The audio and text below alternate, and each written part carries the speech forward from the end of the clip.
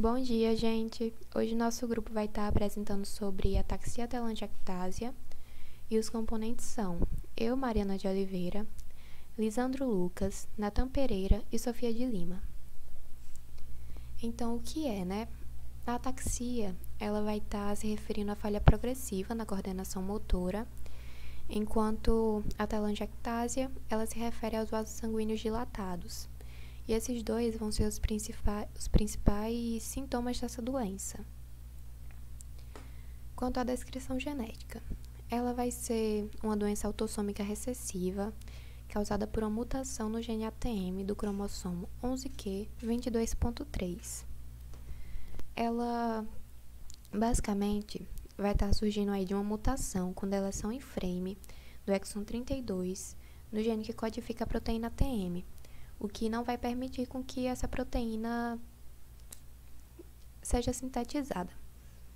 Normalmente essa proteína ela vai estar localizada no núcleo e ela vai estar associada a múltiplas funções. Uma delas vai estar sendo em auxiliar o crescimento e a divisão celular, e ela também vai estar relacionada ao desenvolvimento de alguns sistemas, como por exemplo o sistema nervoso e sistema imunológico. Outra função dela bem importante é no reconhecimento de quebra de dupla fita e na correção desse DNA danificado também.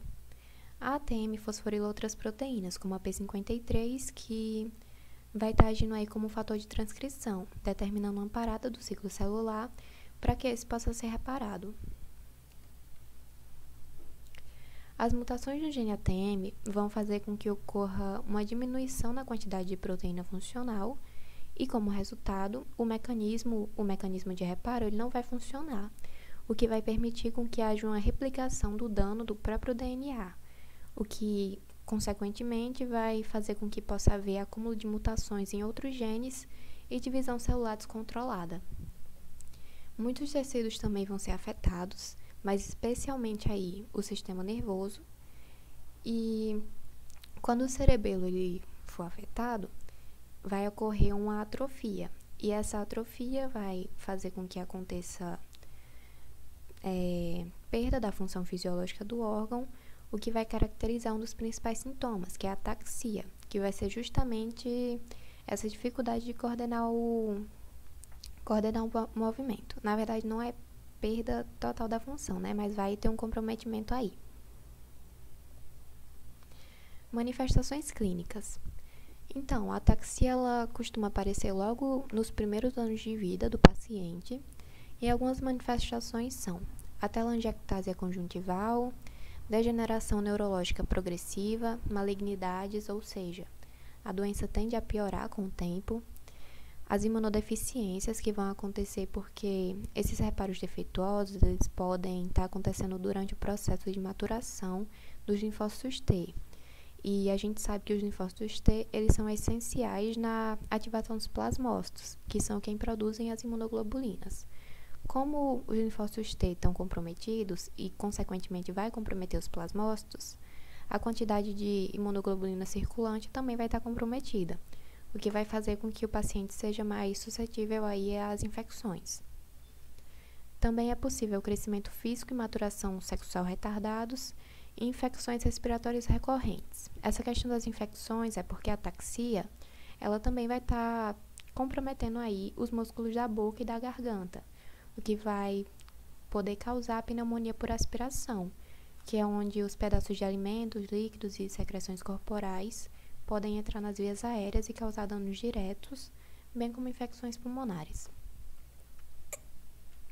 A prevalência. Essa doença afeta 1 a cada 100 mil crianças e cerca de 35% das pessoas com AT vão desenvolver câncer, mais frequentemente leucemia linfocítica aguda ou linfoma.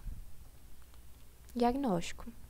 O diagnóstico ele vai poder ser molecular ou clínico, e no diagnóstico molecular a gente tem o sequenciamento por método de Sanger, que vai permitir que a gente identifique qualquer mutação ou fragmento de interesse. Também vai ser possível utilizar PCR, eletroforese, MPLA e Western blot. Já a nível clínico, vai ter o aumento quase constante dos níveis de alfa-fetoproteína sérica. Quanto à sorologia, em 70% dos casos, abaixo dos níveis séricos de IgA, IgG2 ou IgE.